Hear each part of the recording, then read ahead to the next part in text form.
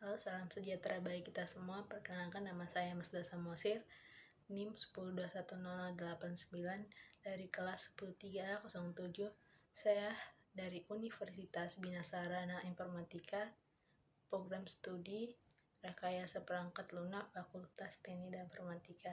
Saya akan menjelaskan tentang memori internal. Baik, saya akan mulai.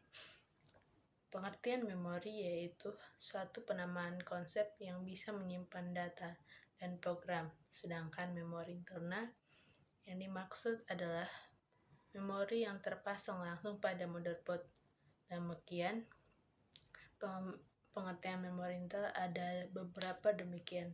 Yang pertama, first, yang memori yang terletak paling dekat dengan prosesor. Yang kedua, terletak di motherboard. Yang ketiga, memori modul memiliki kapasitas yang berkisar. Yang keempat, internal main yang berada di luar chip prosesor tetapi bersifat internal terhadap sistem komputer. Yang kelima, kapasitas. Kapasitasnya ada ukuran watt, yaitu kapasitas memori internal maupun eksternal biasanya dinyatakan dalam bentuk byte. Banyaknya word adalah panjang word. Yang keenam, satuan transfer, yaitu jumlah saluran data yang masuk ke dalam dan keluar. Ada bagiannya, yaitu word merupakan satuan. Yang kedua, addressable unit, sejumlah sistem. Unit of transfer, jumlah bit. Yang ketujuh, metode akses. Ada 4, sequential access, direct access, ketiga random access, yang keempat associated access. Yang pertama, sequential itu memori yang diorganisasikan menjadi unit-unit data. Yang kedua itu direct access, itu sequential access. Random access diakses serta dialamati secara langsung. Yang keempat, associative access, dapat dicari berdasarkan pada isinya dan bukan berdasarkan alamatnya. Yang kedelapan, kinerja, access time, cache time, transfer rate. Yang kesembilan, karakter fisik. Yang karakter fisik ada 2, volatile dan non-volatile, erasable dan non-erasable. Tetapi pengompokan dari memori internal ini juga terbagi atas RAM, random access memory, dan ROM, read only memory. Baik, kita sudah menjelaskan tentang pengertiannya. Kita akan menjelaskan memori utamanya. Memori utama merupakan media penyimpanan yang disusun pada watt atau byte. Kapasitas daya simpannya bisa jutaan susunan. Yang pertama tadi, random access memory atau RAM, read only memory, RAM static, virtual memory, dan ROM. Memori utama adalah kedua. Sekarang yang ketiga, cache memory. Cache memory itu memori utama yang digunakan sistem komputer pada awalnya dirasakan masih lambat kerjanya dibandingkan dengan kerja CPU, sehingga perlu dibuat sebuah memori yang dapat membuat kerja memori utama tersebut. Sebagai perbandingan, waktu akses memori cache lebih cepat sampai 10 kali dibandingkan memori utama. Elemen rancangan cache berupa ukuran cache, fungsi pemetaan langsung, pemetaan asosiatif, jumlah cache, cache drum, synchronous drum, rambus drum, dan yang terakhir RAM link. Dan keempat, ada organisasi.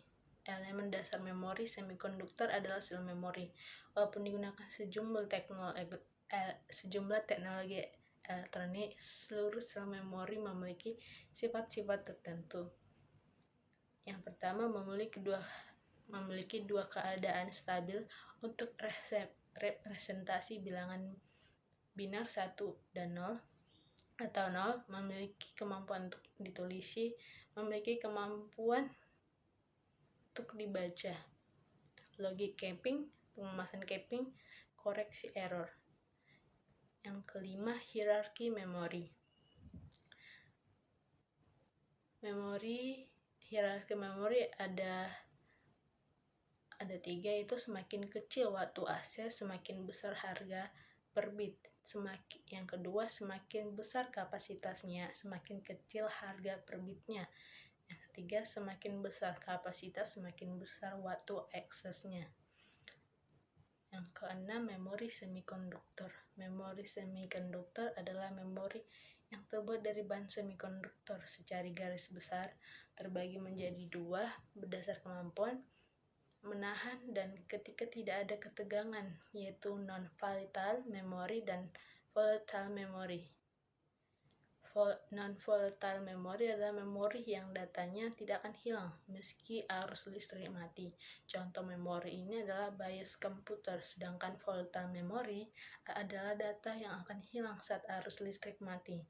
Misalnya memori RAM, jenis-jenis memori ini semikonduktor ada RAM, ROM, PROM, EEPROM, EEPROM, flash memory. RAM, baik itu random access memory, yaitu memori utama pada komputer. Tugasnya untuk menyediakan tempat bagi CPU untuk mengolah data. Sifat memori ini adalah volatile. Artinya itu data tersebut akan hilang pada ketidakadaan arus listrik. Tujuan RAM ini kecepatan pengolahan proses. Data-data yang dieksekusi adalah data sementara yang harus diolah CPU, bukan untuk menyimpan secara permanen. ROM, read only memory. Memori ROM ini yang pertama keluarga ROM yang pertama kali ditemukan. ROM diciptakan dengan isi yang data sama sekali tidak bisa dirubah. Keuntungannya, data tidak mengalami perubahan hilang meski arus listrik mati, terkena virus, dan lain-lain. ROM biasa ditanamkan untuk aplikasi yang bersifat tetap dan konstan, misal ROM untuk mesin kalkulator, nada ringtone piano. Kekurangan ROM ini tidak fleksibel, tidak bisa diubah, dan tidak cocok untuk kepentingan R&D, research on development, yang mengharuskan data terus diubah, maka diciptakanlah PROM. Yang ketiga itu PROM, Programmable Read-Only Memory. Jika ROM ini dibuat dengan data yang sudah fix, maka PROM diciptakan berupa chip kosong dan dapat diisi dengan cara menembakkan tegangan tinggi ke dalam ROM untuk mengubah susunan semikonduktor di dalamnya. Yang keempat, EEPROM, Reusable Program ROM, merupakan pengembangan ROM untuk menjawab kekurangan PROM. EEPROM diciptakan dapat dihapus dengan menggunakan bantuan sinar ultraviolet, disebut juga UV PROM. Ultraviolet digunakan untuk menyinari EEPROM selama beberapa waktu guna mereset isi di dalam EEPROM. UV PROM diciptakan dengan sebuah lubang transparan di tengah chipnya untuk memasukkan cahaya ultraviolet. Memori ini banyak digunakan untuk otak mesin Game Boy, di mana chipset utama dilindungi semacam gel berwarna gelap. Yang kelima, EEPROM, Electrical Reusable Programmable ROM, adalah tipe ROM yang dapat ditulis ulang menggunakan media elektrik, tidak lagi melakukan ultraviolet untuk mereset datanya. Memori ini disebut juga memori writable. CD-RW dan DVD-RW adalah contoh EEPROM. Yang keenam, flash memory. Memori ROM ini yang menggunakan kelihatan cahaya dan untuk melakukan operasi baca tulis. Memori flash ini disebut NAND flash, menggunakan mekanisme gerbang logika. NAND untuk melakukan operasi baca dapat terus penggunaan flash memory mereduksi ukuran ROM, akses kecepatan penulisan dan hapus dengan sangat cepat. Yang terpenting membutuhkan konsumsi daya dengan sangat kecil, dan flash disk, memory card adalah contoh flash memory. Baik, hanya ini penjelasan dari memori internal dari saya. Terima kasih.